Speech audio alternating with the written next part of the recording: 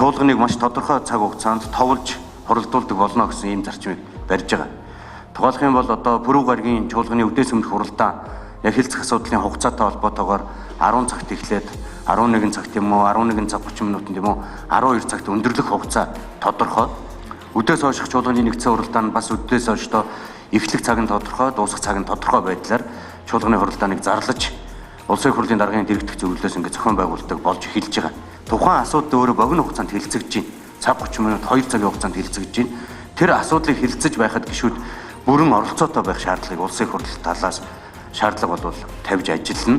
За улсын хурлын гишүүд бас асуулт асуух үг хэлэхтэй холбоотойгоор нийтлэг байдлаараа нэрээ кнопод орчаад бас гараад өөр давхар ажил амжуулаад явдаг байдал өмнө нь бол нийтлэг байсан. Хэрвээ нэрээ өгчөөд чуулганы танхимд 5 минутаас дээш хугацаанд байхгүй орхин гарсан тохиолдолд өгсөн нэрийг бол жагсаалтаас шууд хасдаг ийм зарчмаар бол ажлыг зохион байгуулна гэж үзэж байгаа.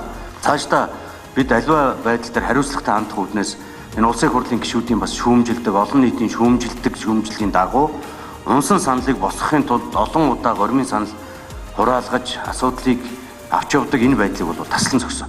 Хэлцэж байгаа асуудал дээр хүн бүр анхааралтай, идэвхтэй, хариуцлагатай оролцож ард иргэдийн амьдралд нийцсэн шийдвэрийг төр гаргаж өгөөч л гэдэг зүйлийг биднээс хүсэж байгаа учраас бидний энэ зарчим амжилттай хэрэгжинэ гэдэгт огт эргэлзэхгүй байгаа.